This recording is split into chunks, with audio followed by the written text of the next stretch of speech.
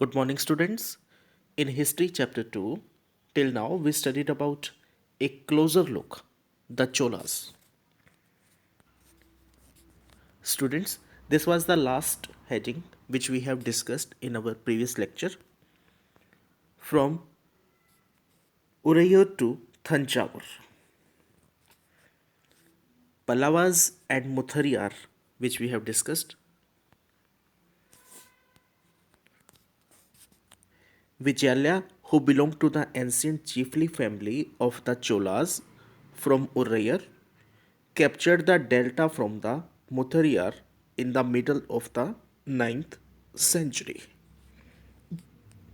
And they built the town of Thanjavur and a temple for goddess Nishambhasudini Devi.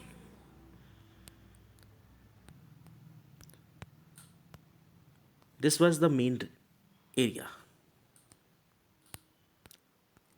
And Rajraja had developed or expanded their region, West Bengal.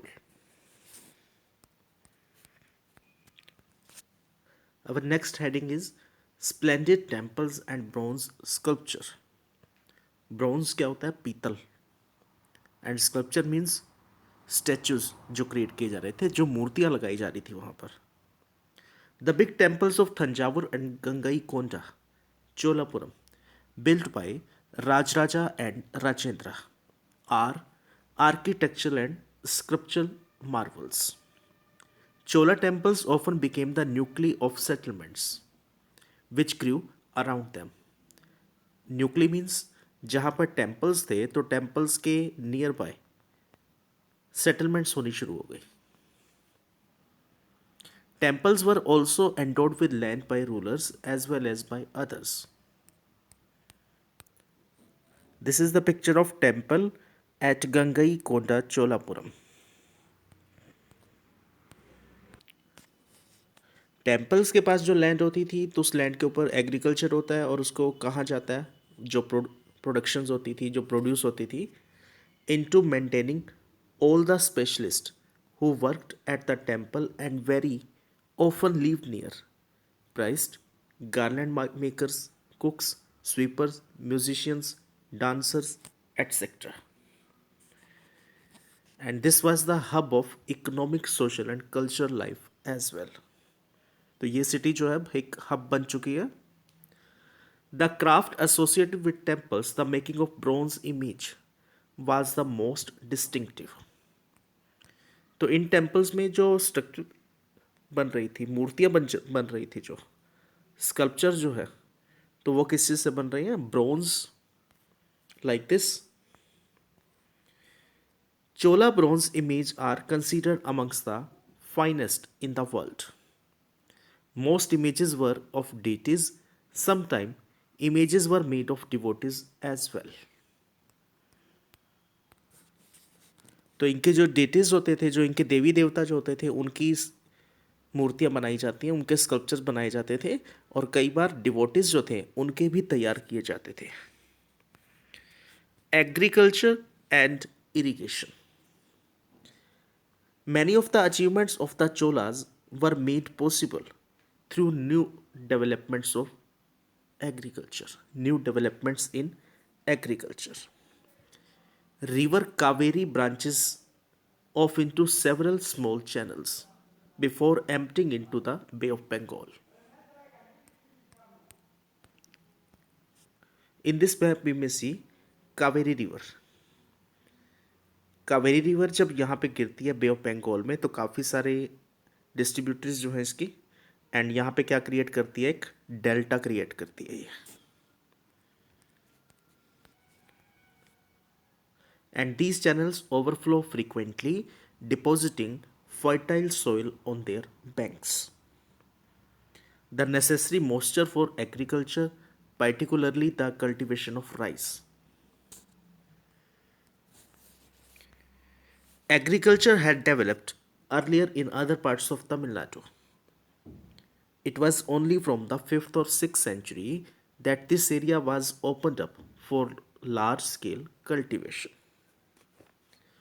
Forest had to be clear in some regions. Land had to be leveled in other areas, and in the delta region, embankments had to be built to prevent flooding, and canals had to be constructed to carry water to the fields. Embankments क्या है? Reverse जो है, reverse का पानी जब flow करता है तो उसको रोकने के लिए यहाँ पर वॉल्स टाइप क्रिएट कर दी जाती हैं. In many areas, two crops were grown in a year. In many cases, it was necessary to water crops artificially. Artificial methods भी यहाँ पे अडॉप्ट किए गए थे. Wells were dug, huge tanks were constructed to collect rain water.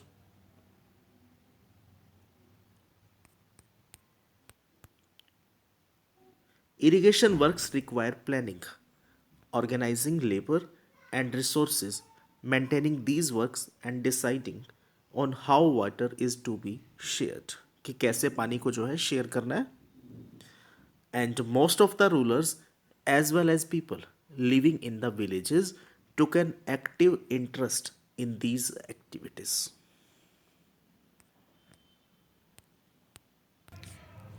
And this is the most important topic of this chapter, the administration of the empire. How was the administration organized? Settlement of peasants known as Ur. With the spread of irrigation agriculture,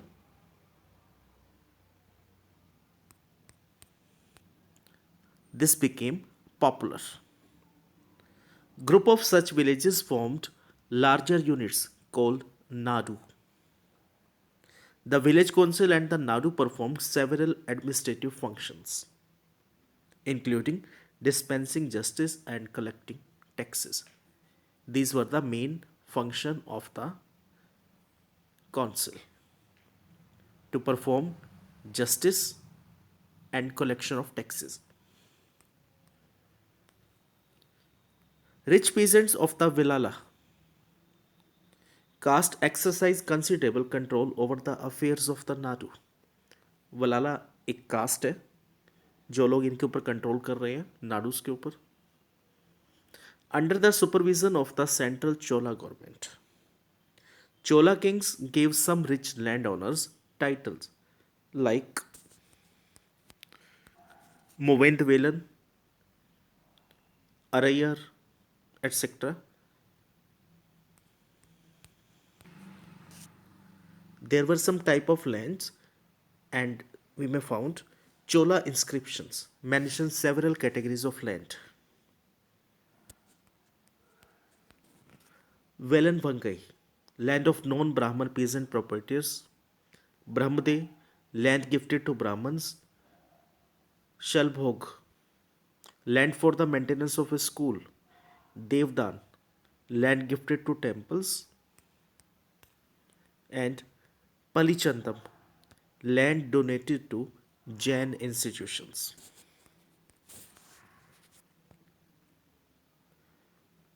Brahmins often received land grants or Brahmade.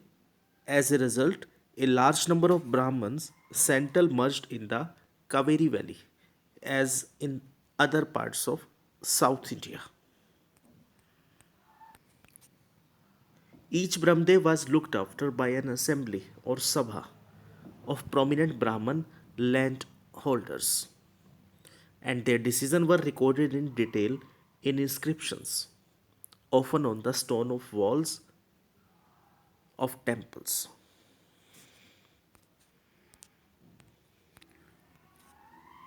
Inscriptions from Uttarmiyur and Chingalpur district, Tamil Nadu. Sabha. Sabha had separate committees to look after irrigation works, gardens, temples, etc. These were the main functioning for the Sabha. Main functioning of Sabha.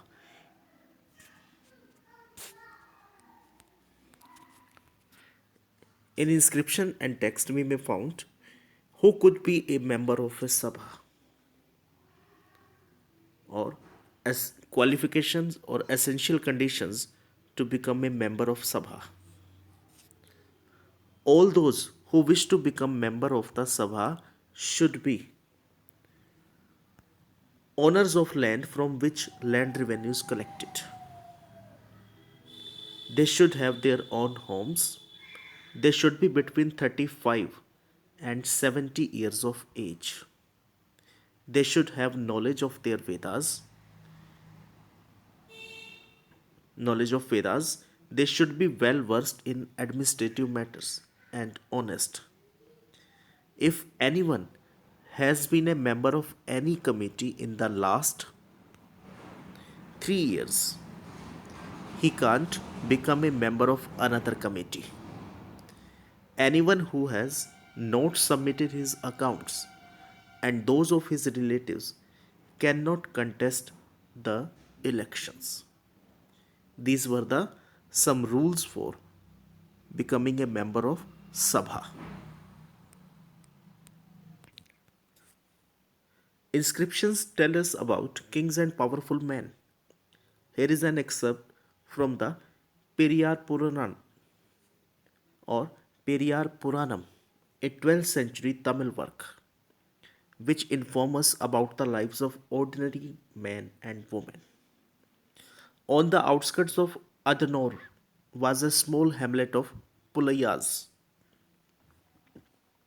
Pulayas, a name used for social group considered outcast by Brahmanas and Valalas, studded with small huts under old thatches and inhabited by agrarian laborers engaged in menial occupation.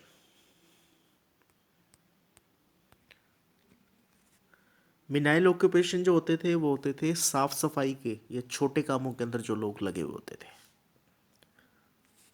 Okay, students, today our chapter is over.